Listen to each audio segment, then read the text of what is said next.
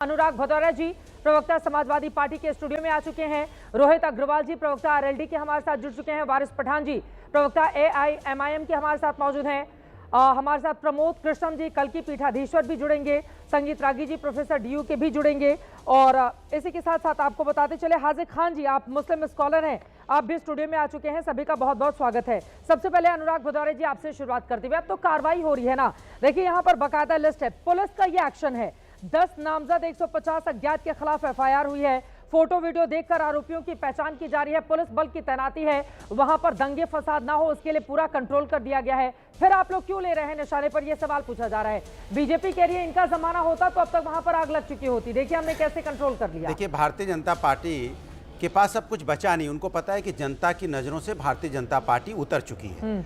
अब उसे पता है कि हम दोबारा से जनता की नजरों में नहीं चढ़ने वाले, इसलिए वो धर्म की राजनीति का सहारा लेती है। अरे वहां पे आपको पहले से पता है, और इनका जिला अध्यक्ष धमका रहा है। आप देखिए उनका फोन रिकॉर्डिंग सुनिए, आप किस तरह की बातें कर रहे हैं। एसपी साहब आपने मीटिंग बुलाई थी, ये सरकार ये नहीं है कि आप गोली चलवा देंगे, इस तरह के। अगर जिला अध्यक्ष इस तरह की बातें कर रहा है एसपी से कि ये आप गोली चलवा के देखिए आप, तो जो बातें जिला अध्यक्ष इस तरह की भारतीय जनता पार्टी की बातें कर रहा हो, ये किस तरह की बातें कर रहे हैं? क्या उसके ऊपर उन्होंने एफआईआर की? क्या उसके ऊपर, मेरी बात सुनिए, क्या आपने एफआईआर करके बुलडोजर की बात की? वैसे तो आपका बुलडोजर तुरंत तैयार हो जाता है। मेरी बात सुनिए, मुझे बोलने दीजिए। वैसे तो बुलडोजर आप फट से ले आते हैं, फट से कार्रवाई होने लगती है, लेकिन यहाँ एफआईआर हुई, कागजी कार्रवाई हुई। अगर आपने पहले से ही कार्रवाई कर दी होती तो वो लोग वहां नहीं पहुंचते, आज ये वातावरण खराब नहीं होता। समाज में जो सौहार्द का वातावरण खराब करने का काम भारतीय जनता पार्टी की सरकार कर रही है, ये सरकार पूरी तरह से, पुलिस प्रशासन जिम्मेदार है। जब पुलिस प्रशासन को पता है कि वहां इस तरह की घटना हो सकती है तो आपने क्यों नहीं रोका? ये जिम्मेदारी आपकी बनती है। आप चाहते हैं इस तरह की घटना हो जिससे आपकी राजनीति चमके भारतीय जनता पार्टी की।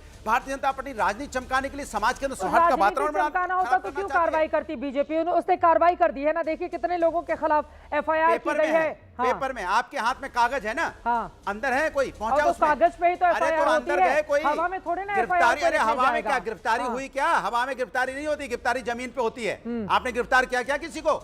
ऐसे तो आप समाजवादियों पे जैसे आप एफआईआर करते हो तुरंत पहुंच जाते हो गिरफ्तार करने के लिए। आपने गिरफ्तार किया किसी को? जेल में डाला किसी को? कार्रवाई हुई किसी के ऊपर में? खाली आपने एफआईआर कर दिया, खाना पूर्ति करना चाहते हैं? ये मैं आपसे पूछना चाहता हूं।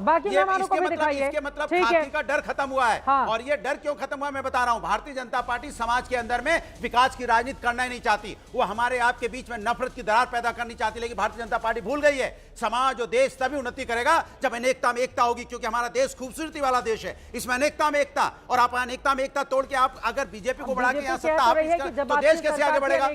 एकता कहाँ चली गई थी? आज भी तुष्टिकरण की पॉलिटिक्स करते थे, किसी ने नहीं किया। भारतीय जनता पार्टी करती है, भारतीय जनता पार्टी। चित्रा जी सुन लीजिए, चित्रा जी मानता हूँ, मैं मानता हूँ आप मेरे बीच में कंटिन्यू बोलेंगी कि मैं समझ सकता हूँ। आज बीजेपी, रुकिए ना आप, अभी तो मैं अपनी बात नहीं पूरी कर पाता इसलिए क्योंकि आपकी मजबूरी हो सकती है कि आज बीजेपी के, अरे बोलने नहीं देते आज बीजेपी के प्रवक्ता नहीं, इसका मतलब ये नहीं कि आप हमारे बीच में बोलेंगे। बीजेपी तो आएगी नहीं। मेरा शो है आपके बीच में बोलने के लिए, सवाल पूछे ना, सवाल का जवाब। रोहित अग्रवाल जी सवाल ही पूछ रही हूँ। नहीं सवाल कहाँ पूछ रहे हैं आप? बीजेपी के आरोप बता रही हूँ, आप उधर से बैटिंग शुरू कर देती है, दिक्कत तो है ना।